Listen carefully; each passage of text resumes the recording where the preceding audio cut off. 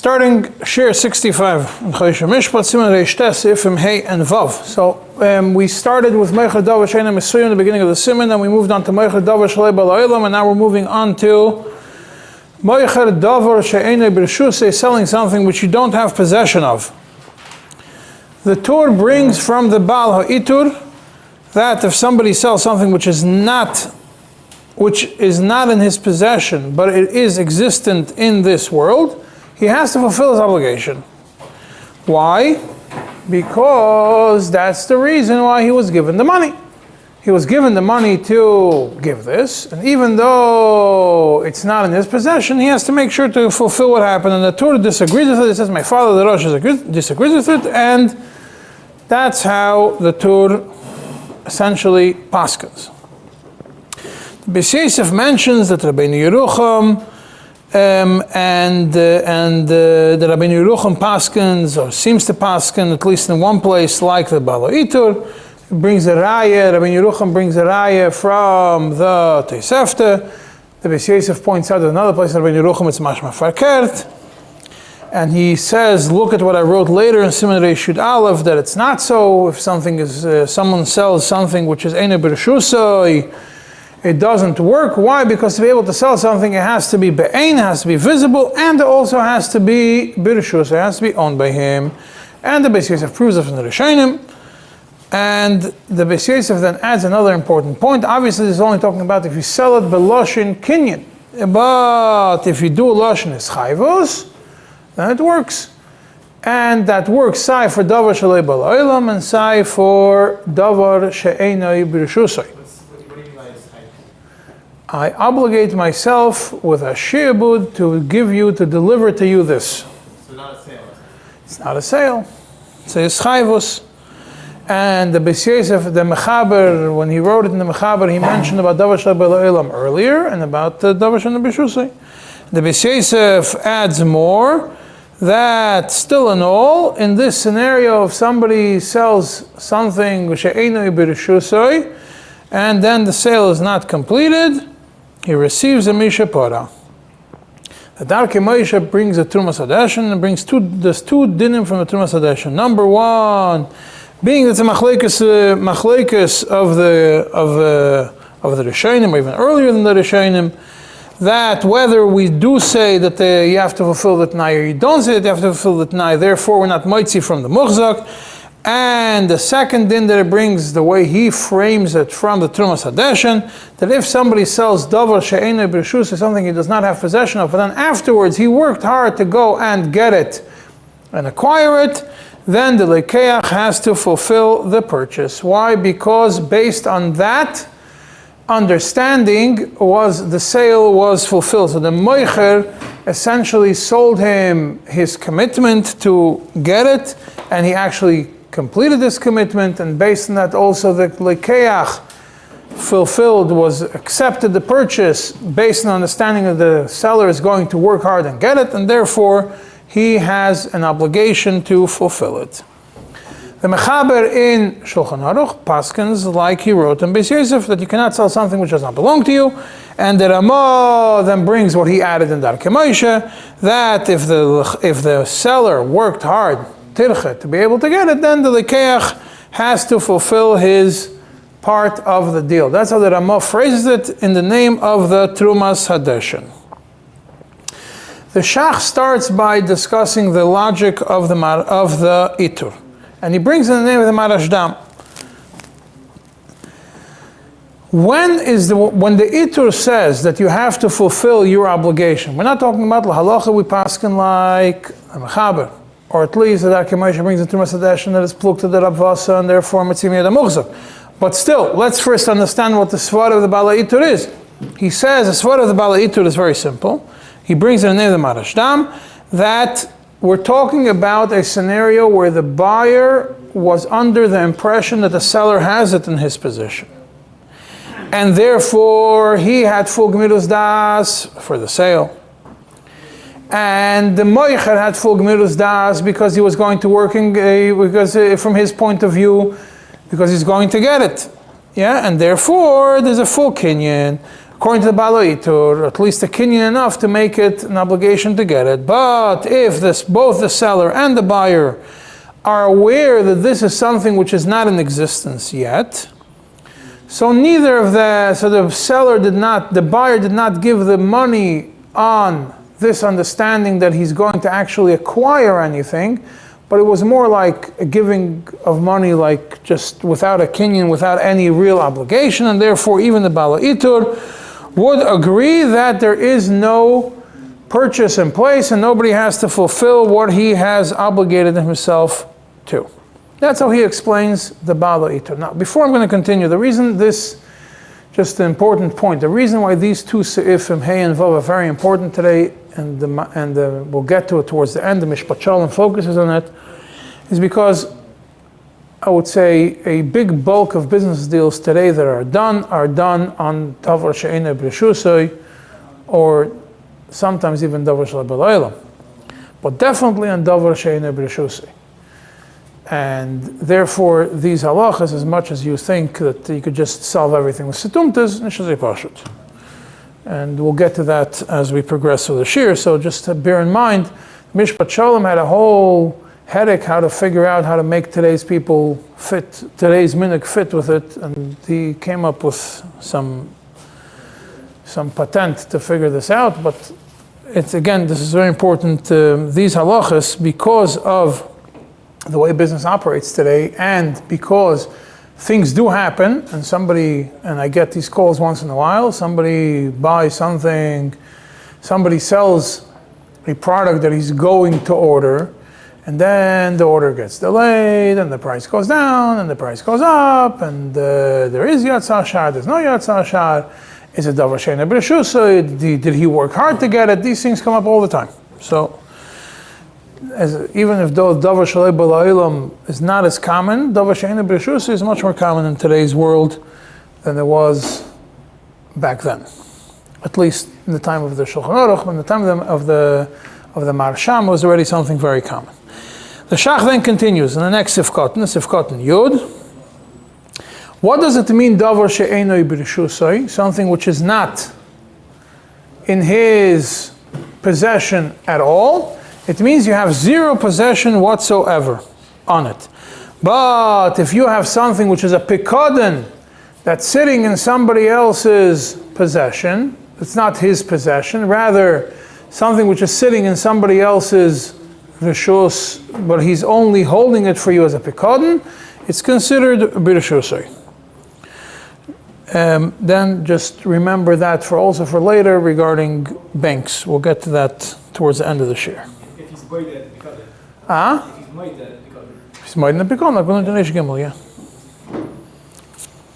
The Taz comes now and says to the Ramo, so to speak, what you caught from the Trumas Hadeshen, you chopped it up. It's not exactly accurate the way you describe the Trumas Hadeshen. The Ramo presents it as a seller sells something, you work hard for it, you get it. The Trumas Hadeshen, the Taz is medayik from the Trumas Hadeshen, not so fast. It's only if the seller originally committed to him, I'm going to be doing the tircha. Because then, he doesn't write it clearly, but the idea is then the kinyan is falling on the actual tircha. And then the lekeach, and then the lekeach is relying on it, and that's what he's buying. Or, if the lekeach was under the impression that this is in the possession of the seller, like the Shach explains. And he was not choshed he's going to be lied to. But if he only told him but did not commit to him, I'm going to work hard for it. He just said, I'm selling it to you, this. I'm going to try my best to get it for you. Then it's not a toirach which creates a kinyan. It's a sale al tanai to a certain degree. It's a sale al tanai without any real commitment, and therefore there is no kinyan. The Nesivis adds on to this Taz, and he says, if Nesivis and Chidushim Sifkot Yutas, he adds on to the Shach, he adds that if the seller let's say this, because we're talking about before that the buyer thought that the seller has it, bershutto. That's why, according to the Taz, the way the Taz explains it, that the buyer thought that the seller has it bershutto, and that's why he did it. And the seller, well, it didn't. So the seller had in mind he's going to be tereach, one of the ways. However, if the seller himself thought that he has it in his possession, and he didn't have it in his possession, whatever, he had a problem with his accounting, and he thought his inventory management software showed him that he has a product, and ends up being that he doesn't have the product. And he sold it. His idea was that he has it. What was in his mind when he had, what was his gmirus das? I have it in my warehouse, I'll deliver it to you. That was his gmirus das. His gmirus das was never to do the tirche. And the buyer was also under that impression. So then, even according to the Trumas Hadeshin, even though he did tirche afterwards, this was not part of the original deal, and there was no kinyan. Now, today with inventory management, still it's something which you think is less common. It still is common. I can tell you, Meiser Shahaya, today I went into this farm store looking for a specific sefer in Bar Park, and I told them, could you search in your inventory if you have it? They said, this sefer we actually don't have at all. I said, I saw Chelik Aleph and Chelik Beis upstairs in your Sfarim section, and I'm looking for Chelik Gimel. He says, Chelik Gimel is not even in our system, and Chelik Aleph we have it as out of stock. I'm like, I was upstairs now, and there is a Chelik Aleph on your shelf. They're like, okay, thanks. They went upstairs, they checked it, and updated the system. But the inventory, an hour and, what was it? 3 o'clock it happened. So, you see that, yeah, we're talking about places where it's more, sometimes it's more masudar. Some places less masudar, it's nothing you can do about it. But places which are more masudar and they keep track of everything, Not a second-hand store. No, first original. Yeah, regular farm store. Not in Crown Heights. This becomes a smachta problem now. It becomes a smachta problem. What? For the case that you said. When he sells, according to the way the Nesiva says, there's no kinyan. It's not anymore a it's a smachta problem. It's also a smachta problem. There's no kinyan. Why is there no kinyan? Because there's no gmirus das. Why is there no gmirus das? Because there was a smachta, or because whatever. There's ways to look. There's ways to whichever way you're going to fit it into. The question that goes through all these simanim is, was there something for the kinyan to be chalan? If yes, what was the kinyan chalan? And was there anything that could make the kinyan be problematic? And what was the gmirus das or not? You put everything into these boxes and everything and you'll understand all the machlekes and all the svaras lakan or lakan. There's a book, Erech HaShulchan and Mishpat, where he brings from, an ois tes, on the Siman, he brings from the Shas HaTshuvas Beis Yehuda. Siman Chov Zayin. Beis Yehuda. That's what he says, Sefer Beis Yehuda. Someone sells davar she'eino bershutto, which there's no kinyan according to the mechaber, but he's mekabel achrayus, takes responsibility. The achrayus of the Shulchan Aruch, what it means is that if anything is going to happen, he's going to cover for it, etc., etc. Machir davar sheyesh be'achrayus, which is in a different siman Shulchan Aruch. Yeah, he says the moicher has an obligation lefaisoi uleratzoisoi. Because if he's not able to fulfill his part of the deal, he has an obligation lefaisul eratzoisoi.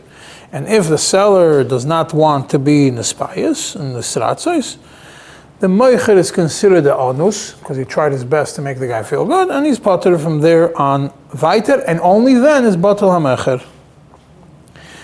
Which means, according to this Beis Yehuda, if I take upon myself as achrayus, he doesn't write it clearly, but it's mashmat similar to eschayvus. If it's similar to eschayvus, then there is an obligation to make this deal go through. However, the lekeach is not part of this eschayvus. Right? The eschayvus is one way. He took upon himself achrayus. So the moicher has to try his best to fulfill his part. But the lekeach is not bound by this eschayvus. The lekeach is not bound by this eschayvus, then it's the sale becomes batul.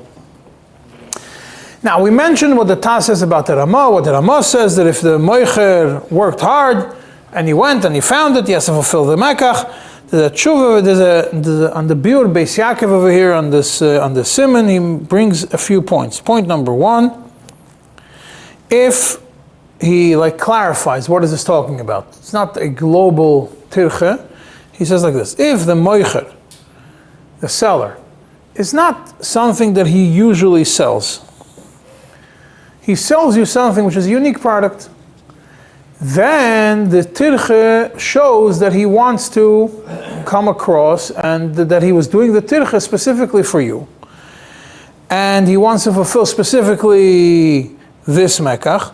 And this is what the Rama is talking about, that the tirche wasn't something which is not something you usually sell. Now, the Sibis is something al derech zeh. Now, the point over here is that if you think about it, it's punkt verkehrt. If somebody sells you something which he usually does sell, and everybody knows that, the Beis Yaakov doesn't write this, I'm telling it to you. Me, that's where I got stuck in this Beis Yaakov, and I don't have an understanding of it. If somebody has a store for wines, and he sells wines, you go into the wine store to get a specific wine, and you know that he has it. He wants to keep his clientele. He's going to want to be mekayim the mekach much more than something which he doesn't usually sell. He tells you he's going to try and get it. Now what happens? Could he get it? Could he not get it? Is it the wine that's available? Something which he usually sells, then it's something which is going to get you. And something he's going to want to keep his clientele. So adarab, over here at tirche would make more sense if it's something which he does sell. No, why? The smart of it is that if it's my business, then because I'm getting it for you, maybe I'm getting it for everyone else. That's another explanation on this. That if you get more, then that's the next part of the Beis Yaakov. If he sells, when does the tircha apply in addition to this nekuda? Only if he got him specifically the amount that he ordered. That means if he told him, get me four bottles of wine, and that's what he got him, and that shows that he was terech specifically for him. But if he ordered 4 bottles of wine and the store owner ordered 2 cases, so it's obviously not the tirche. Tirche is not for him, like you just mentioned. The Paimoines of mentions something which is very also important. It's like clarification point in Sefkat and Vav. He brings from the Shas Chuz Vayemer Yitzchak. He says, we know this din of tirche from the Rama. Just bear in mind it only applies to davar she'eino bereshus and not to davar shelo b'olam. Don't think that you could apply the din of davar of tereach creates a kinyan for a davar shelo b'olam. If I sell davar shelo b'olam and I say I'm going to work hard on it, or I worked hard for it, still no kinyan whatsoever. And the Paimon Zov goes back and forth. It's like about a half a page long, and his maskana is that not only if you do a tirche by davar shelo b'olam, we don't apply this din. Even if I milchatchila tell you I'm going to do the tirche, it's still not enough. Still by davar shelo b'olam, it does not work. The erech shai. Won't that be following the machlekes how you learn davar shelo b'olam? And it's mitzad If mitzad gmirus das or mitzad. It's mitzad gmirus das, it's not much like davar she'eino bereshus. Then why would we make it chuluk? Yes, the only but gmirus das for what? There's nothing for the kinyan to be chal unless you're going to say that there's a shibud. If there's no shibud, there's nothing for the kinyan to be chal on. There's nothing what you're chal on the tirche. You mashabed yourself. If it's a shibud, then it's already schayvus. It's already more. That's different. It's not a kinyan. Yeah, the erech shai.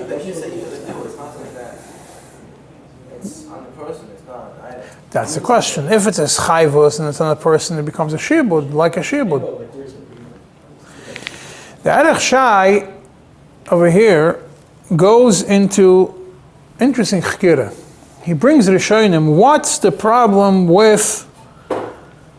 What's the svara for that by tirche the mekach is neskayim, that by tirche if the guy works, then there is a completion of the sale and you have to fulfill it.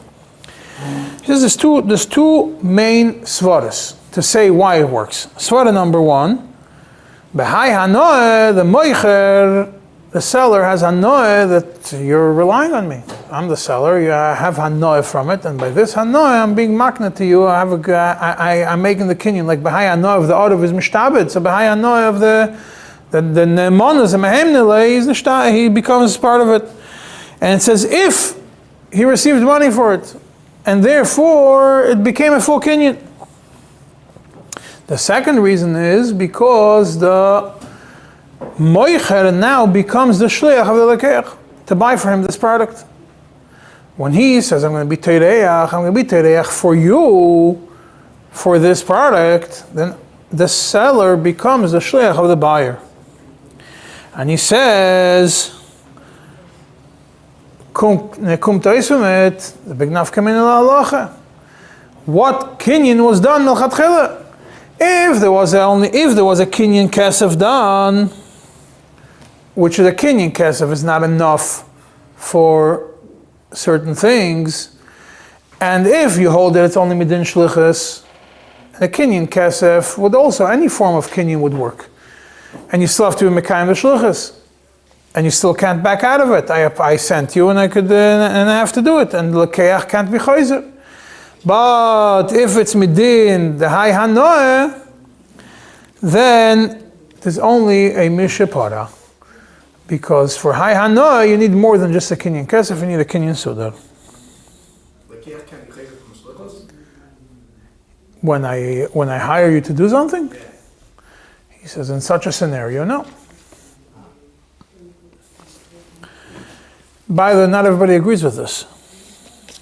This is what not everybody agrees with this. Some people say that when you only have to pay the hezek, and that's going to be discussed later. The Mishpat Shalom brings from the Chuvas Heishuv Moshe. According, No, not that. I don't think it's, I don't think that's the Mishpat Shalom was before him.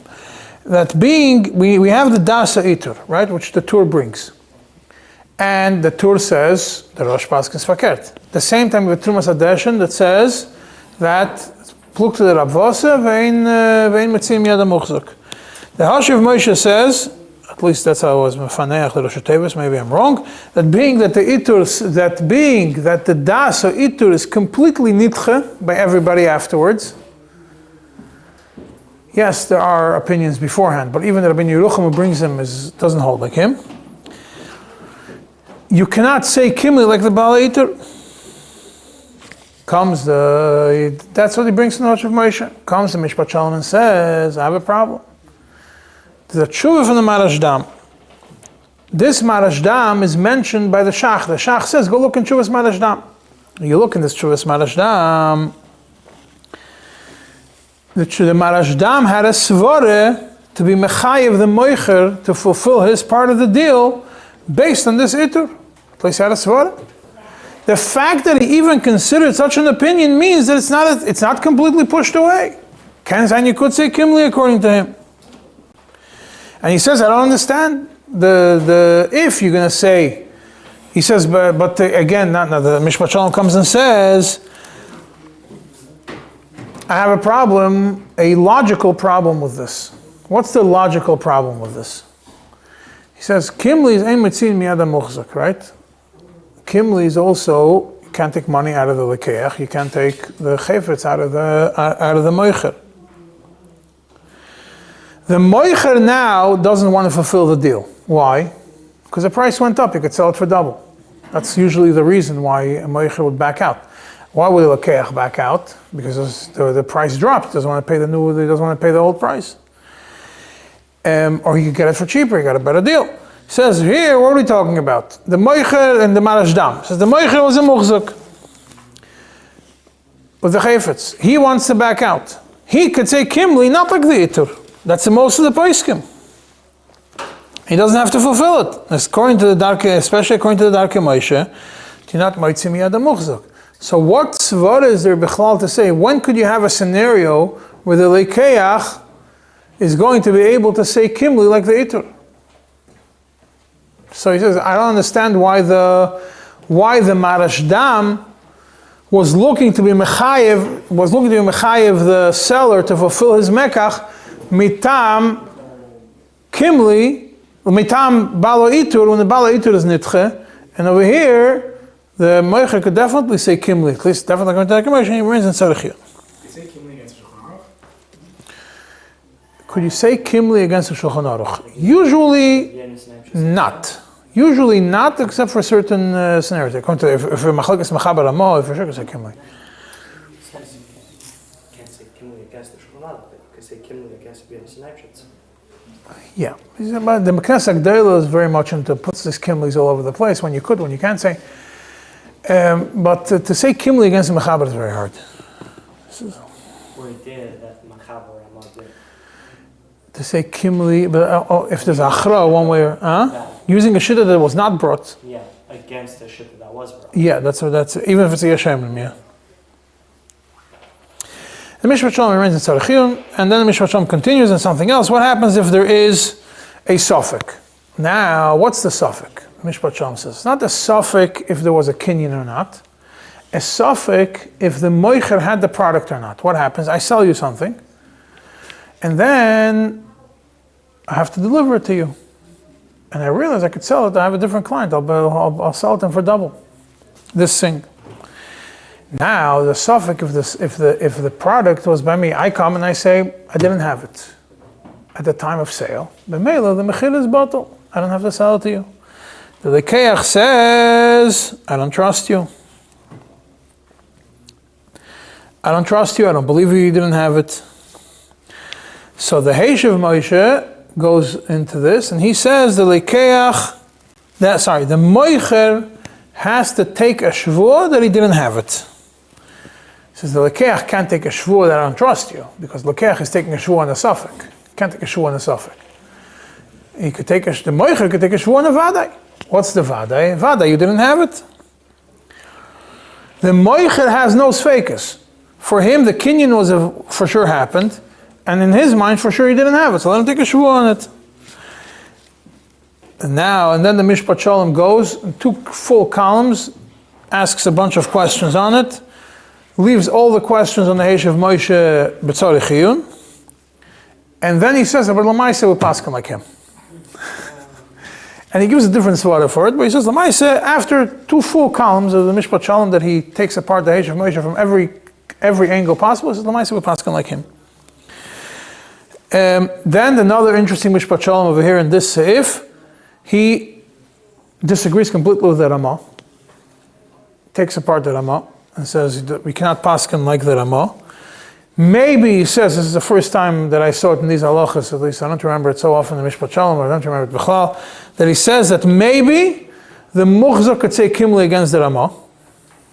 So Mishpat Shalom says, maybe the Muchzor could say Kimli because it's so, this svara of the Ramah, the Tircha creates an obligation, is so abgefrekt that the Muchzor could say Kimli against the Ramah.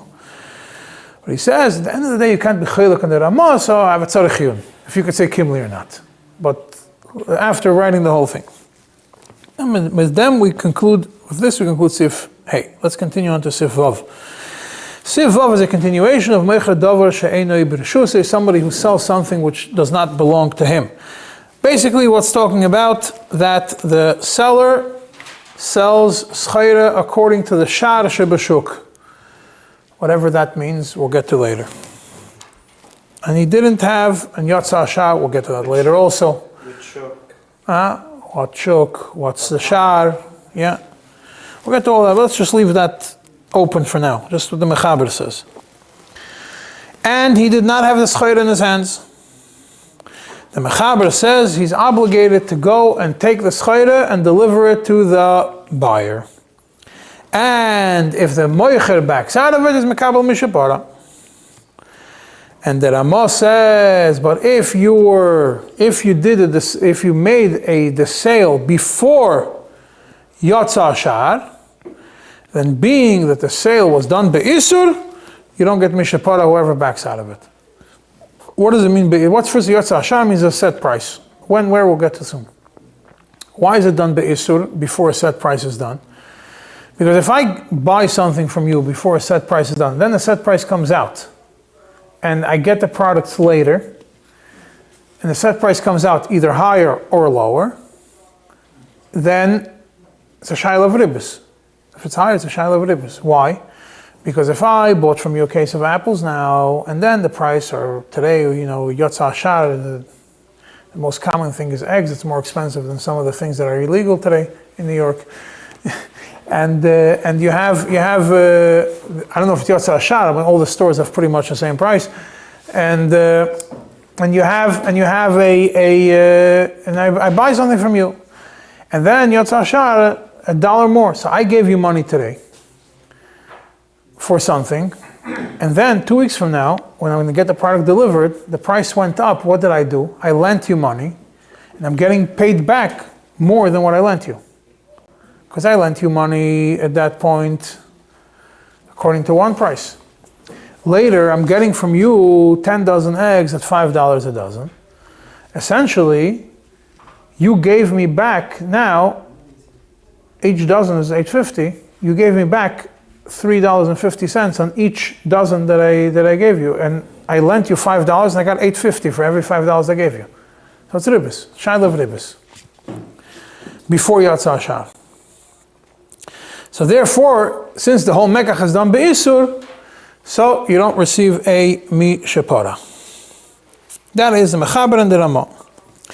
Comes the Sman and says, what are we talking about over here that the mechaber says? What's the mechaber talking about? That the seller is obligated to go and buy something, whatever he sold after yotza ashar, is talking about when it's chayra yedua, something which is known and mitzuya and is found now for purchase.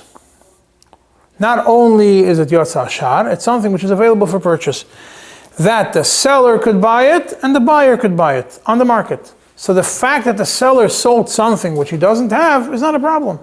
It's because it's yotza ashar and it's motzu, it's common, everybody has it, then it's as if you have it. But if it's not motzui, if not found, then no. And therefore, he says, and then he points out another point, the Smet points out, and that's the difference between Sif Hey and Sif Vav. In Sif Vav, the Mechaber tells you have to go and do it. In Sif Hey, the Mechaber tells you don't have to, there's no kinyan. What's the difference? The first one, Sif Hey, is talking about there was no yotza ashar, there was no set price. And therefore, either one of them could go back. Over here, there was already yotza ashar, so neither of them could go back, and it's ki'ilu biyadai. Shach comes, disagrees with him. Shach comes and says, even if it's not in existence, it's not common to find, which according to the Smeh, you don't even get a mishapara because that's Sif Hey, you still receive a mishapara. What's the difference between Sif Hey and Sif Vav? Then Sif Hey, it says the mekach is not kayim, and over here it's different. He says in Sif Hey, the mechaber is discussing whether you could be chayzer or not. And the answer is, in certain scenarios, you cannot be chayzer, and you could be chayzer. And over here, he's pointing out the din of mishapara. That anyways, you can be mekabel a mishapara. And both of them are talking about yotza ashar, sai, sif hey, and sai, sif vav is talking about yotza ashar. Why? Because if there was no yotza ashar, the whole sale was done be'isur, like we just mentioned. If it's done be'isur, like there are more rights over here, then obviously there's no mishapara. So the only difference between sif hey and sif vav is what's the mechaber trying to focus on? Is the mechaber focusing on din chazara? Is the mechaber focusing on din mishapara? That is one machlokes between the Shach and the Smeh. Comes in the Sivis and Sifkot and the Chidushim, and it says like this. And he summarizes the machlokes of the Shach and the Smeh in slightly different words. He says like this. According to the Smeh, if there was yotza ashar and you did a full kinyan, then the full sale is done. Why? Because it's as if it's bershusei. Because it was yotza ashar, so it's as if it's bershusei. Therefore, you make a full kinyan, you're kind of. Basically, bershusei means that it's set. Bershusei means that it's in your possession. But if it's yotza ashar and it's commonly available, even if I don't have it, if I could walk 3 steps in the marketplace and get it from the next seller and sell it to you and make a profit off it, Then it's as if Bershusei. Yeah, but who would do that? Anybody. If you come to my stand and I'm selling a certain product and I sell it to you for $100 and I could walk one block over and get it for 50, then obviously I'm going to sell it to you for 100, walk one block, get it for 50 and deliver it to you. I just made $50 off the sale. Talking about the marketplace. There's no stickers, no price stickers. But that's according to the Smet. And if there was no Yatsa Shar, even if you made a kinyan, there's no mishapara, there's nothing. According to the Shach, kinyan ahin, kinyan aher doesn't help. Whether Yatsa Shar or not, kinyan does not help. The only difference is regarding mishapara. If Yatsa Shar, there's mishapara. If there's no Yatsa Shar, no. So according to the Smet, Sivav is where there was no kinyan, there was just money? No, Sivav was a kinyan. That's why, and there was Yatsa Shar. If there was a kinyan, then it would be a full kinyan, not just... If Huh? there was a kinyan, it wouldn't just be Mishapara, it would be fully... Or if there's no kinyan, if there's no kinyan, then there's only mishapara. He gave money, there's no kinyan. Lav dafka that them giving money is enough of a kinyan for it.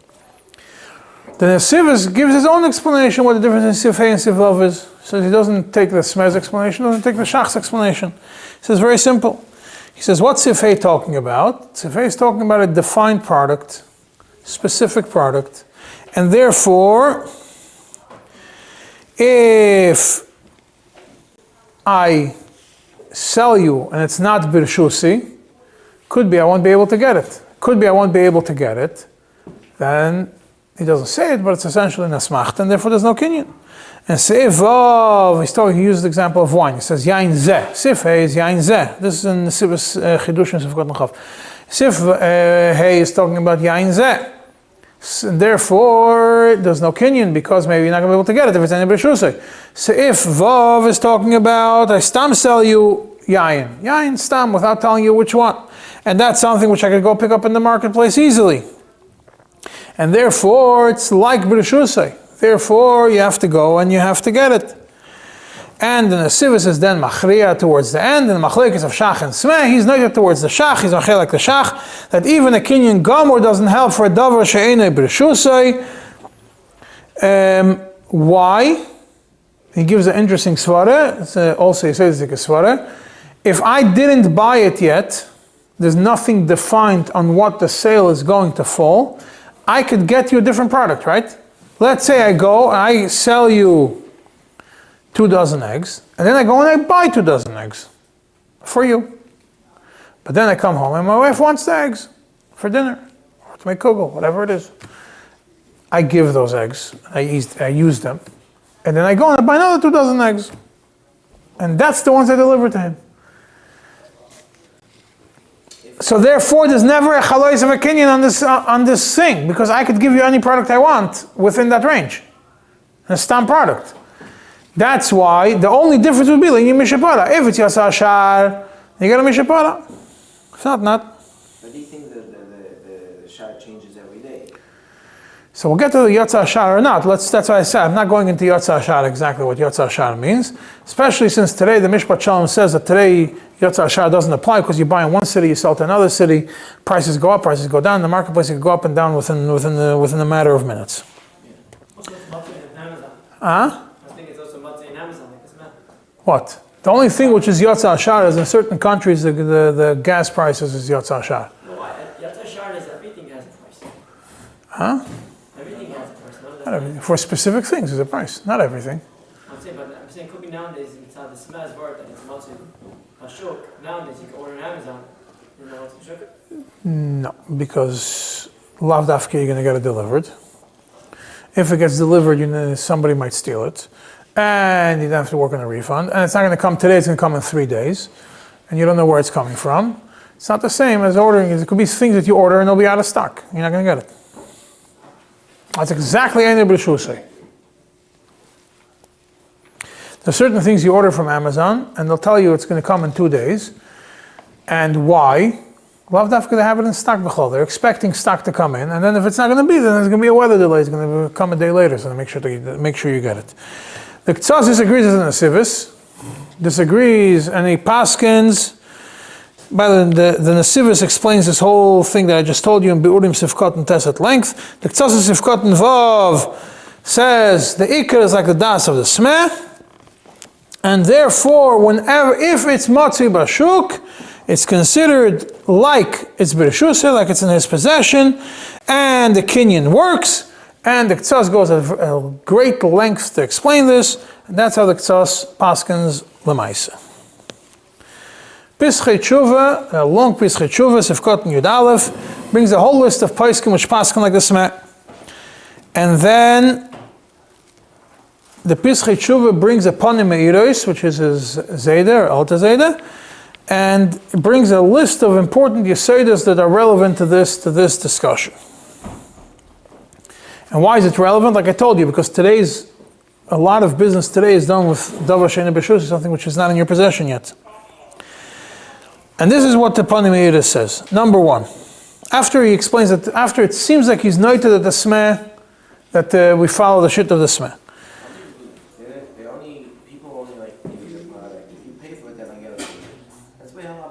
No, B'chlal not. Not B'chlal not. Every store that orders products, a lot of stores order products, they don't pay until 90 days later, so 60 days later.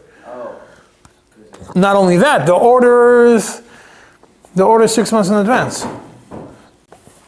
You have to sell coats, right, for the winter. Nobody's ordering coats in October. Nobody's selling coats in October. The wholesalers in October are already making orders for spring clothing.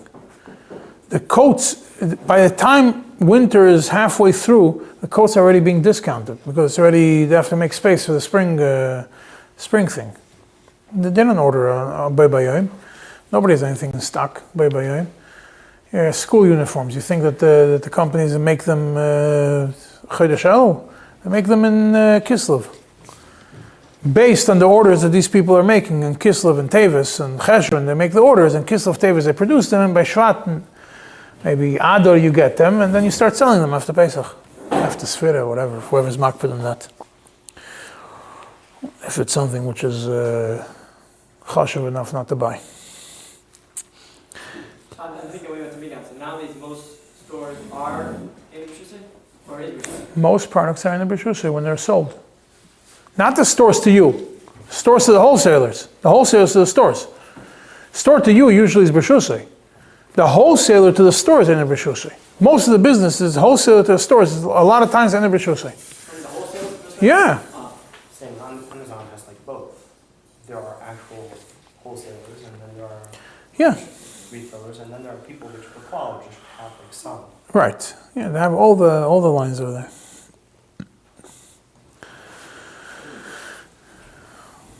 If I order something if I'm a wholesaler and I make an order from China, and it's Bereshus Sum over there, Lav Dafka is going to be Bereshus Si. Even if I pay for it and everything. Why? You never know if it's going to make it or not, or whatever it is. There's no guarantee that it's going to be mine. Why So, not make it the code? Huh? Why not make it the code? There's no guarantee it's going to ever make it here. So is that... I order it together with the shipping for the purpose of having it. a long way home. It's a long way home, and you're going to get tariffs in the middle, and everybody's going to back out of it. So same thing which Yeah. Bob says about the code, it's not in the Shulchan. Picodon is down the block, not around the world. Well, I can actually go and get it. So even if you have a warehouse on the other side of the country, It's not, that's not a problem. I own the warehouse over there, or I have it in somewhere, that's not a problem. Who said it might come? I could get it. Talking about when it's a different country, you saw a Maisa that there was, but Poil, you see that countries shut down and open up, and you have no idea what's going to be. So even if it's your warehouse, it's still be considered in Bereshusah. Could be, it's not Bereshusah. It could be, it's in Bereshusah. If the government could take it, it's in Bereshusah also. Depending which country you work with. There's a reason why it's cheap. Because it's not a normal country. The Panim Meiros says as follows, a bunch of dinner. First of all, Yatsa Ashar, and there was a kinyan made, and the Lashon of the Panim Meiros says, Kederech shenahagu liknos davar she'eino bereshusah. In the way that the Seichlim do it, the minig. For example, his chayvus, which his chayvus works even not only b'matzui, even when it's not matzui, it works, his chayvus works. And he paid him everything up front. And it's matzui, right? It's matzui and he paid him everything up front and he did a kinyan the way you usually do a kinyan, so you put yourself from any shayla of ribis. Neither of them could be chayzer. Din number one. If you only gave a down payment, so you have a problem of ribis, yeah, could be, when it's not available, because by the time you're going to get it, the price might change. So he says like this, in such a scenario, the mekach is kayam. The only difference is what price the buyer is going to pay when he receives the product. At that point, to prevent the problem of ribis, the buyer is going to have to pay the balance or pay the amount based on the higher price later, or the lower price, whatever it is. And therefore, the lekeach could back out of it at that point, because he could say, well, the price is too high for me. That's all if they did a kinyan without a chayvus. Because if they did a chayvus, it would work for sure. If they did a chayvus and a kinyan, did both, then doesn't make a difference even if the lekeach doesn't give even a down payment. The buyer gave nothing, gave one big zero. Then because it was a kinyan and a chayvus, neither of them could back out of it. If what? If he gives me money before. No money given. Zero money was given. Zero money was given. There's a kinyan and a chayvus. It doesn't discuss the price. Yeah, but you settle on the price. There's a kinyan and a chayvus. I'm going to deliver to you at this price, and there's no problem. He says, Elamai, the only issue will be Zaino. The said the only issue will be Zaino, if the price goes up or goes down by more than the shtus, by 20%, then it's a problem. Then the Panamida says, and this is talking about Yotza Shar, right? But if Lo Yotza Shar, then not giving any money is better than giving money, because giving part of the money comes to Shayla V'Ribis. You don't give any money whatsoever. So if you give money, part or the whole thing, then it's going to become a shayla of ribis, and you have when you get the schayra, you have to pay based on the new price. So it shouldn't be a problem of ribis. Whether there is, and then even if there's no ino, the lekeach could still be chayzer, because at that point is when the mekach is completed. And the moicher cannot be chayzer, because from the moicher's point of view, he's not doing, he fulfilled his part. That's only if he gave money, because he already received money. The moicher received money. The lekeach now has to fulfill. If the lekeach wants to complete it at the higher price, then he has to. If the lekeach wants to complete it at the lower price, the moicher still has to do it, because he already received money, he already committed himself to it. The lekeach is the only one who could back out. But if no money was given at all, and there was only a chayvus, and they made a decision on the price, and lo yotza shar, then all you have to pay is kishas apsika. Because there's no money given, so there's no loans, so there's no shayla v'ribis. So the only thing is, I was mischayev to you, to deliver to you this and this, and you're mischayev to give me this and this price. I didn't lend you any money, I didn't do anything with you. All I did was a schayvus from my end to pay you, a schayvus from your end to deliver. Schayvus versus a schayvus. To a schayvus, it makes no difference. There's no shayla of ribis. As long as there's no enough. There's enough, it's a different thing. It always puts enough over here, it's a different thing. And then in such a thing, when there's a lekeach, neither of them could be chayzer. Then the Panamida says, okay, we're talking about Yotza Ashar. Let's actually understand what Yotza Ashar is. He says, what's the halacha paskin? Yotza Ashar is shar shel medina, not shar shel yoris. That means it's a price for the whole country, not a price for every shtetl. In this shtetl you decided this price, that shtetl you decided that price. That's not called Yotza Ashar. And that's how we paskin based on the machlekes and Gemara. And we paskin that Yotza Ashar is shar shel medinas. It says, the Rama paskins and hilchis ribis. That if Yotza, when it comes to Yotza Ashar, the Yotza Ashar can make it easier for you. If Yotza Ashar shel ayoris, you could be mekel in the Rabbanon. Because of this Yeshayim. Yeshayim, you could be mekel in the Rabbanon. Still in all, over here, the lekeach, who wants to save himself money, could say, I hold like the main shitta, not like the yeshemrim. I hold like the halacha. If there's no, that when there's, it's lo yotza shar shal medinos, it's considered lo yotza shar, and I could back out of it. And he could back out of it. And the Panim Eiris concludes about a story that there was Jewish business people. Their business was selling leather. Probably make shoes, make pocketbooks, I don't know, whatever they did. And they were going to sell leather to the shoemakers and to the pocketbook makers. How are they going to get leather to supply a whole year? They don't have stocks of leather. They then went, based on the amount of leather they're going to need for the year, they're selling now for 2025 now, they're taking orders for 2026. They have a cheshbon. Let's say we have all these purchases from all of these people for the next year. So we're going to process the leather. Now, based on that, they go to all the butchers, and they say, "We're going to buy from you after you kill the behemoth, the skin. We're going to buy it. We're going to process it, and we're going to sell it." So they did a heskim with the butchers on one end to buy from them the skins, and they did a heskim with the people who sell leather, with the shoemakers. They were going to sell you this amount of leather for the year. And then the price went down of leather. So now the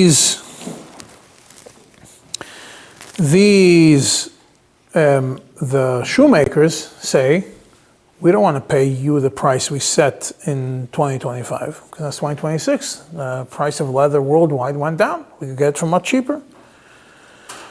And so he says now, according to דיני Malchusa, according to דיני Malchusa, in his country, whatever the price was set in the first contract, that's how you keep to it. So the wholesalers, the middlemen who bought from the Goyish butchers, whatever they dealt with them, and whatever they dealt with the Jews, each party has to pay what they did. Yeah, דיני Malchusa, whatever, that's according to דיני Malchusa. According to halacha, it will be a shaila. If it's more than I know, it's for sure a shaila. If there was down payment and it went up or went down, it could be who's going to be chayzer boy. According to Malchusa, nobody could be chayzer boy. So he says no. Everybody has to fulfill the obligations. Why? Why does the yid who makes shoes have to buy from the wholesaler middleman? Because the Jew who is a shoemaker appointed the middleman as his shliach to make a deal with the butchers to get him leather, and therefore he cannot back out of it. That's how the Panim Eiris explains it. Before we continue with the Pesach Tshuva, comes Avnei Choshen, says, I don't understand where you get this from. Clearly, Kuli Alma, there was no kinyan over here done. It's not shaykh to make a kinyan. Whichever way you're going to do it, if the Goyish butchers there's always animals and there's always a set price, so it's matzui b'shuk, there's always going to be cows, there's always going to be people eating meat, maybe it's matzui, whatever it is, but there's no kinyan over here whatsoever. So there's no way for the yid middleman to make a kinyan with the shoemakers. Something which is any b'shusay. Even if the Goyish butchers do have leather, do have behemoths, it's still not b'shus of the yid. Who cares what deal the middleman did with the butcher? And even if the shoemaker tells the middleman, you go and make a kinyan with the butchers for me to get leather, all I did was I appointed you as a shliach to do it. The most I have to pay you is the losses that you would have got, that you received because of me and nothing more. I was a goyim, I was garmi, I was mamash garmi, I was goyim to you a hezek. But I don't have to buy from you the leather. According to the Panim Eiris, you have to buy the leather. I don't understand where it is. There's a double border that it's clearly not so. Just get the money back, or give back the money back. Why do you have to lose money on it? Because the middleman is not going to get messed over from both sides. With the goyim, he has dinner de malchusa, he has to pay them a higher price. With the yidden, they're all going to back out. What is he going to end up with? A warehouse full of leather and bankrupt. So why should he? He obviously has to figure out a way to get out of it. And the Choshen brings other questions upon him. He's not going to get into it now. The Erech Shai comes and says, I have a different problem with he has a bunch of problems with the Panamiris. I have a different problem with the Panamiris. The Panamiris says there's no ino. I mean, the Panamiris says in every place, every one of the details that he mentioned, he says, if there's a ino, then you could be, even if you can't back out within the kinyan or whatever it is, if there's a ino, you could be back out. So I understand what I know there's here. He says, you look in Machne Ephraim. Machne Ephraim brings the tshuva of the Rosh. That when let's say I have the contract in the olden days, you had the orenda or whatever, so I had the contract with the king, with the paritz, that I'm going to be in charge of all the liquor licenses in this region, all the bars along the street, all the gas stations. And then I rent it out to people afterwards. So over there, the Rosh says there's no ino. Why? Because the prices go up and down and they change. The Erech Shai says, if there's no ino in something where the price moves up and down, so there's no ino by peiros also. By this case. Why? Or by the leather, there's no ino. Why is there no ino? Price goes up and down. There's no, even if there's specific price right now, the price could change in 2 days. And he concludes, and therefore there's no ino, so you can never back out mitzad ino. If you can't back out, you can't back out. If you could back out, you could back out, but it's nothing to do with ino. And he concludes and he says, if the Panamiris would have seen the tshuva of the Rosh that Machne Ephraim brings, he would not have passed like this. He would delete it, all reference to ino. That's how the Erech Shai concludes regarding this Panamiris. And let's go back to Pischei Tshuva. The Pischei Tshuva now, after he brings the Panamiris who is a Zayda, who paskins like the Smeh, and he brings all the other people who paskin like the Smeh, he continues as follows. He says, even though the K'tzos, and my Zayda the Panamiris, and a lot of other people are machriya like the Smeh against the Shach, the Shach ultimately is not a Das Yachid. There are other people who paskin like the Shach. Not only that, there's a tshuva from Rabbi Akiva Eiger, which the Pischei Tshuva brings later in the same one. And the Rabbi Akiva Eiger is not machriya between the Shach and the Smeh. And therefore, it's a sfeika the dinner between the Shach and the Smeh. And if the Moicher wants to be choizer, he could say kinyan like the Shach. That even with the kinyan, even Yotza Ashar, there's no final kinyan. The only thing there is mishapara. But now it's only mishapara. But according to the but Lamaisa, there's no mishapara, even mishapara, because whatever kinyan was done was not a kinyan midiraisa. Mishapara is only by a kinyan midiraisa, and here there's no kinyan taira. So there's no kinyan taira, there's no mishapara, and he brings in the Bach that Bechal will make on all mishapara, as we learned this when we talked about mishapara a few months ago. Bach says that any time you have a suffix on a mishapara, we make. So he says, he could say, kimli like the Shach, that I'm supposed to get a mishapara, but now I'm going to go like the Bach, that I could have gotten a mishapara, but I'm kimli, and I don't have to do a mishapara either. Huh? It says that about the case where Yotza Shar, that you go get a mishapara? Yeah. It says, look at mishapara. There's no kinyan. You're supposed to get a mishapara. The Shach says it's only to get a mishapara, but a mishapara, the Pischei Tshuva says, the mishapara itself is only applicable when there's a kinyan taira. There's no kinyan taira. No kinyan taira, no mishapara. Or at least it's a suffix. If it's a suffix, the Bach says, we're meiko. So I'm being kimli like the Shach, that the most I can get is a mishapara. And now that the din is the most I get is a mishapara, I'm going to tell you, I don't have to take a mishapara.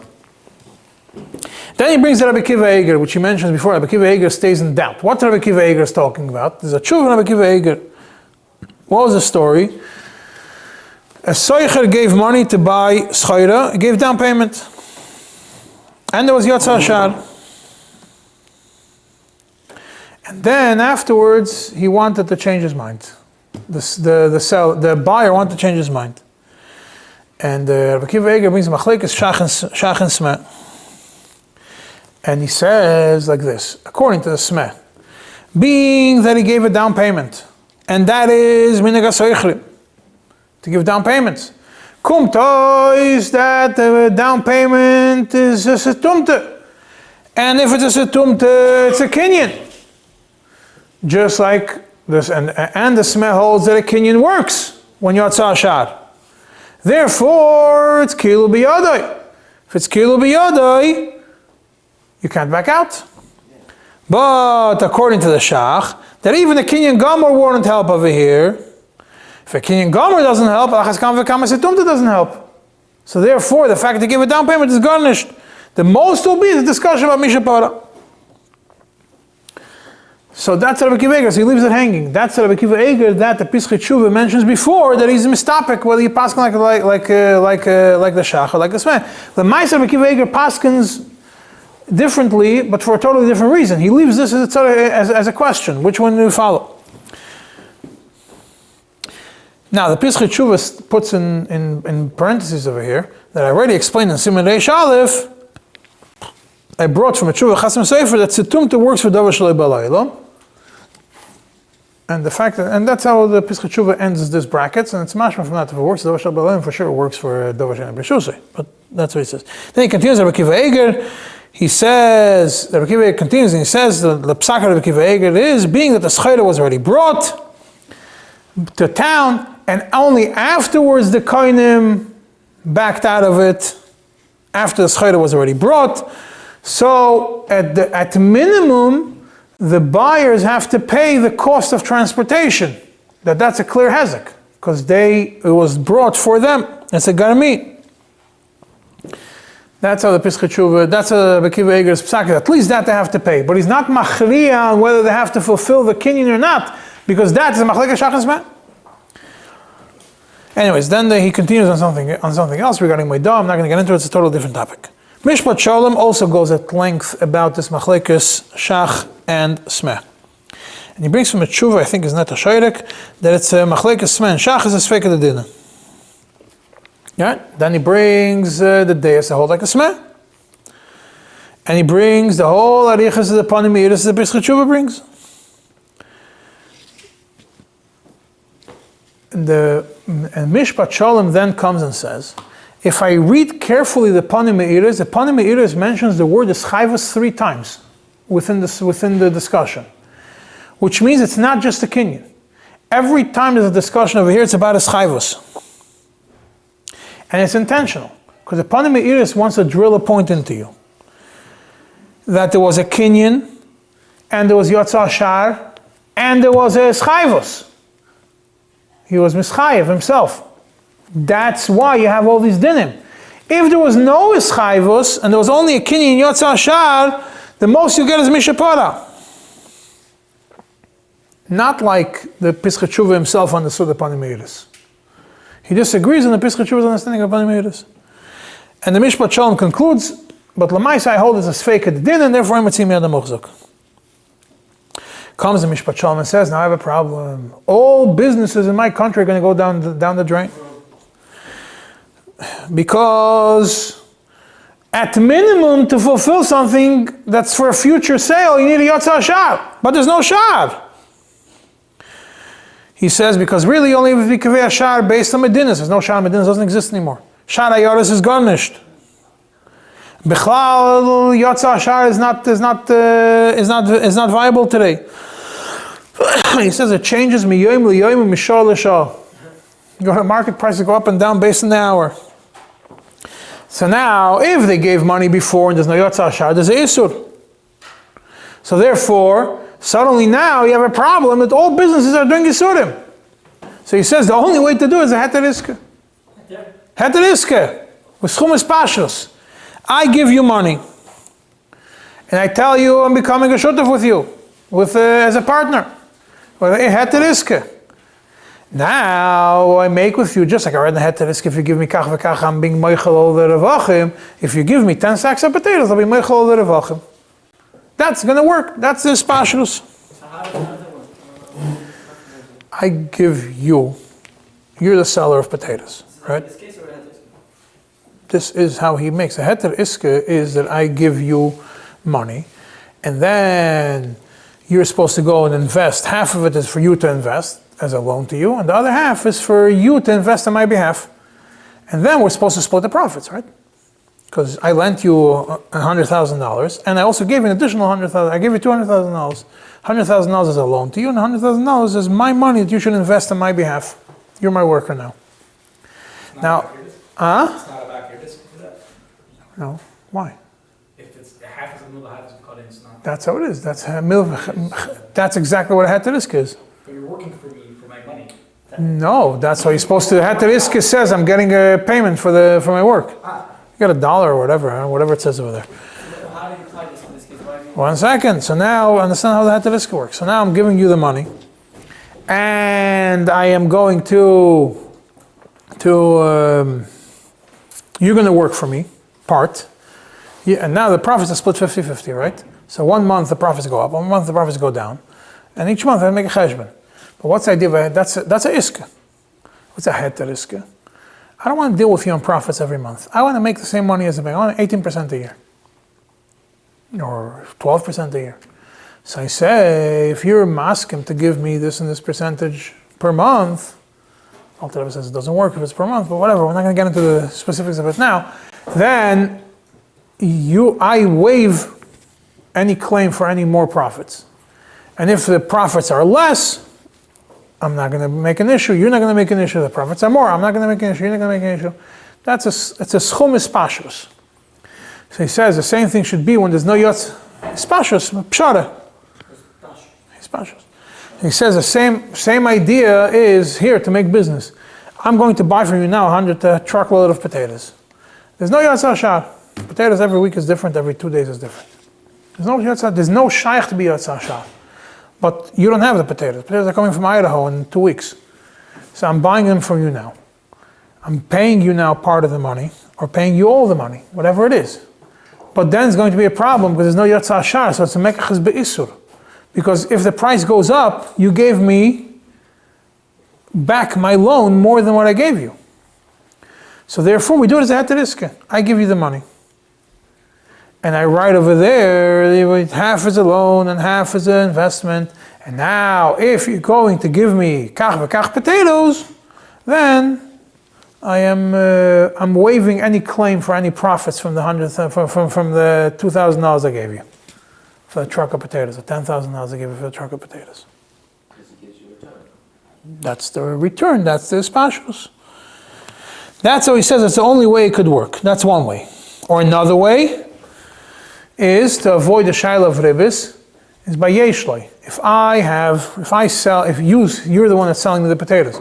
If you have some potatoes in your warehouse, yeshloi, then don't need for yotz ashar.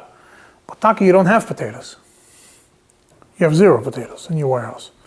So how can you do yeshloi when you ein loi? So the Mishpat Shalom says you do kinyan hoidah. Hoidisa works even if it's a lie. So you're going to be moided to me that you have potatoes. Taka, you don't have. So the yeshloi becomes enough of a halachic yeshloi that I could buy from you the potatoes down the line. Even if you don't have it.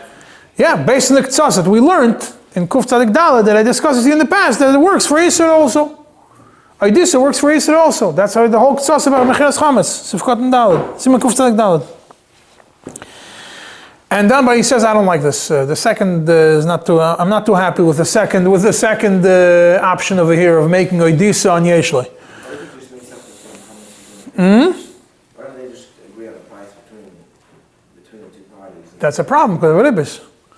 Unless there's no money given. No, there's no money given. No money given. That's a whole different discussion. And it's my schayvus to you, and your schayvus to me. Problem is when there is money given. Most people give a down payment. So now he says, well, if you sell according to the shar, even if it's shar shalayoris, which is not the real yotza shar that we agree with, it's a partial shar, so it works to prevent an isur. Elamai, it's a suffix if it works mitzat kinyan. That's the only problem we're going to have because of the shach. And over here, hoidah will work on kinyan. If I make a hoidah, kinyan oidisa will work.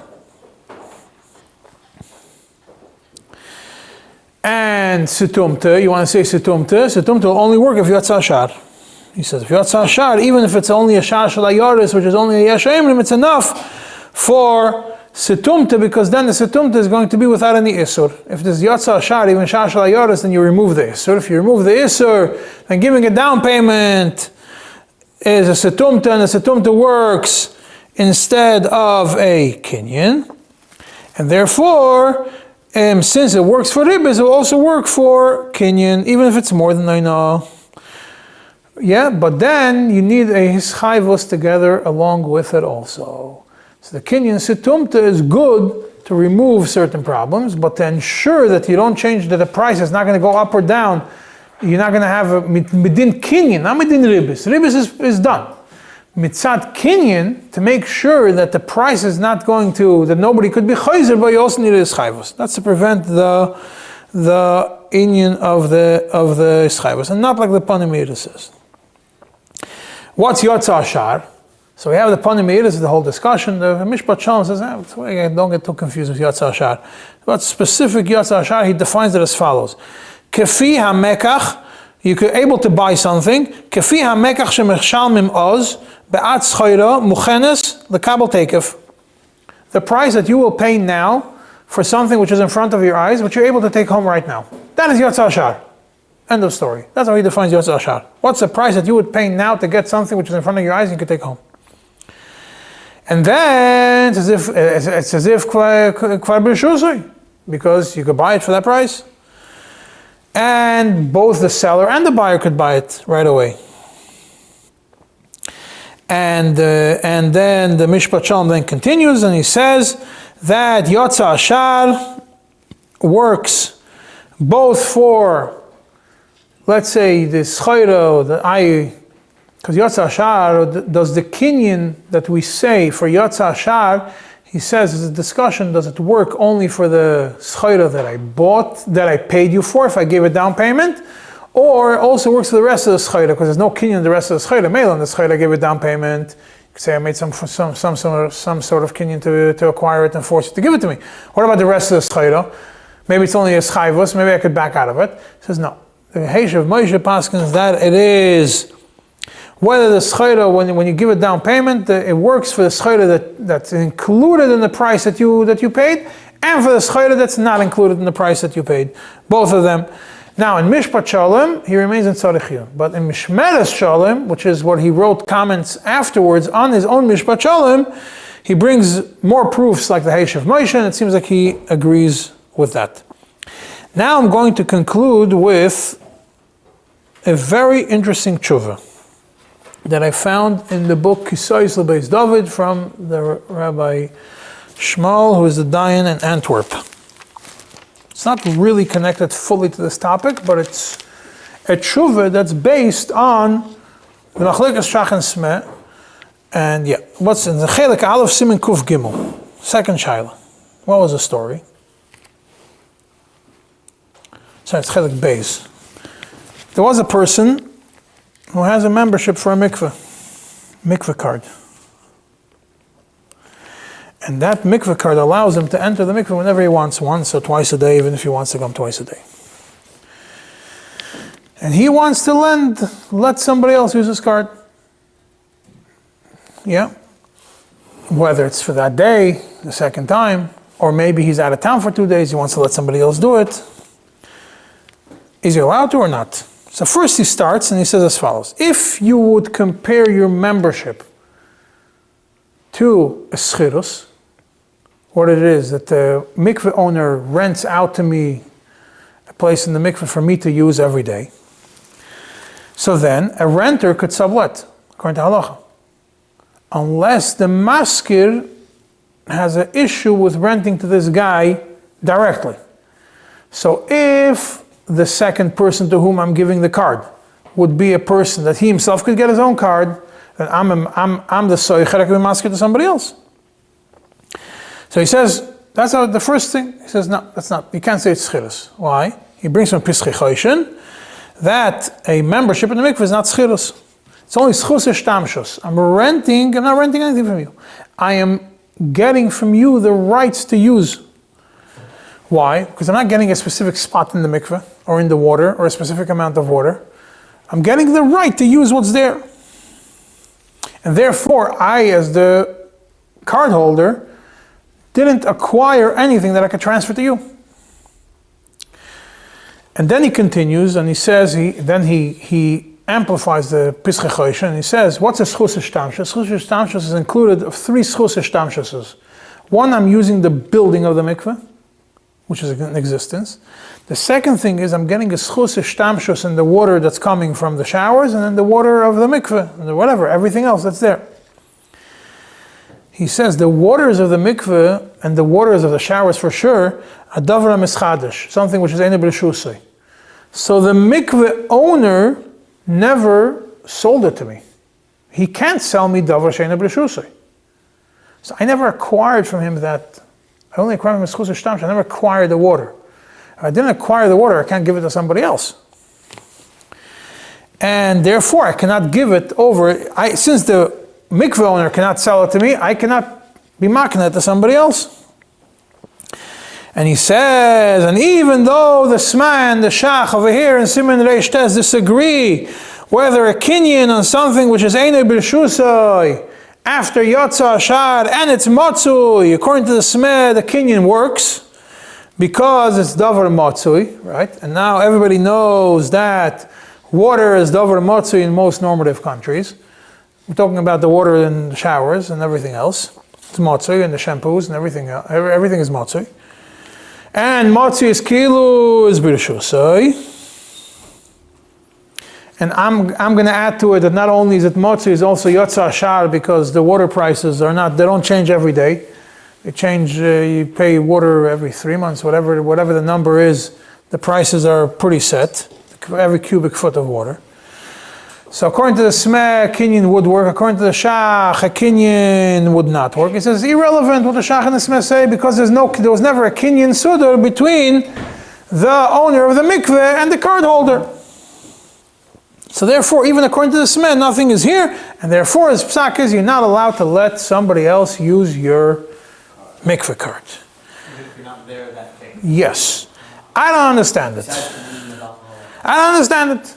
We just went through Mishpat Shalom and Bekiveger and the Mashmos Eponimiris and all these people, all of them say that, and especially if you follow Chasam Sefer, Setumta for sure works as a kinyan, at least according to the Smeh. So if you're going to follow that the Smeh Lahalacha kinyan does work, then you're going to say obviously Setumta works like a kinyan, like we explained. Then if Setumta works for a kinyan, then for a davar she'eino bershusei, but it's matsui, and Yotza Ashar, or according to Mishpat Shalom, Yotza Ashar is irrelevant anymore because there's no shar. But here, the water, there is a shar. So then the mikveh owner was makna to you through Setumta, the water that you're going to use. You could be makna to somebody else. So you could let somebody else use it. Now you're going to say, well, but the Mishpat Shalom doch paskin. Minhag ha'olam is how do I acquire something from you? I don't make a kinyan sudar with you. How did I acquire the membership? How did I acquire a gym membership? I pay with a credit card. And Shalom Yisrael. That's Setumta. That's how yeah. How do I acquire something on Amazon? If I buy a box of cereal on Erev Pesach, I'm over Isur Chametz. I didn't make a kinyan. There's no kinyan sudar. There's nothing. It's a credit card, and the credit card is going to get processed. And sometimes if they have it in stock, even before the money leaves my credit card, it's only a pending authorization. It's already on the truck to my house. So that's Setumta. Sure, it's Setumta, yeah. All business today, Setumta, is done through Setumtas. They give cash, also considered Setumta? Huh? They give cash, it's also considered Setumta? Yeah. What's cash? Yeah, what's cash? Chazamois, it's a shtar that the government, the federal government is saying, this piece of paper has value. Mitzad Dina de Malchusa has value. You could buy something with it. It has nothing backing it. The gold standard has been gone for since the 1930s. What, in the coins? No, but I'm telling you, even if it's a schus shtamshus, he says that the schus shtamshus in the water you can't be makne. Why? But the schus shtamshus is something they could give over. Again, if the whole issue l'shitosai is because of water, that it can't be the makna of the building, the schus ishtamshus in the building is one thing. Makna the schus in the water, so you can't be maknet, because that's something shalei b'reshusei. Shalei b'laylam, shalei b'reshusei. Over here with setumti, it does work for shalei b'reshusei. It works. It's ba'olam and it's with setumti, it should work. So you're only talking about this specifically? Yeah, that's according to the Smeh. Okay, Kenyan works. You're going to tell me, well, but Mishpat Shalom says, and the Pesach Tshuva, that, and Machlokas, and therefore there's no Achra. So Emitzim Yad HaMuchzuk. Emitzim Yad HaMuchzuk is, if I gave you the card, and you used it, then what are you going to do to me? Emitzim Yad HaMuchzuk, you can't do anything to you. But the water is You shouldn't do it. The water is mixed by the guy from the mikveh. I love Dafka. Schus Ishtamshus. No, but you're talking about water. Water is the mamish. The water is yesh b'mamish. No, schus ishtamshus is in the thing. What's schus ishtamshus is in the water? Schus ishtamshus is something that I use and then I give back to you. Nobody's giving back to you the water. I'm not giving it back to the mikveh owner. He's not taking the used water and selling it to somebody else. It's done. It's going to the sewer. Yeah, anyways, now just by the way, the same Kisoy Slabis David has a bunch of chuvas. I'm not going to get into it now. Since we're anyways mentioning Davar She'eino Bershutso, is a big chiddush that money that's in the bank is not Bershutcha. He writes it in 6 or 7 places. You look in the Mafteach in Chelik Beis where it says bank, it tells you over everything. Personal money? Yeah. He says, when I give money to the bank, it's Einoi Be'ein. Because even if I take out the money 10 minutes later, it's not the same bills. And it's Eino B'Shusha because I'm giving it to the bank for them to lend out to other people. So it's not a Pekodin. Wait, where is this? It's not a Pekodin. Kisoy Zubis David. Could you make a kinyan on it? If I'm buying a business from you. One of the chuvas he says about somebody who stole money from a bank. How does it work nowadays, business? How it works nowadays is everything is setumtas and we try to find the best hatter.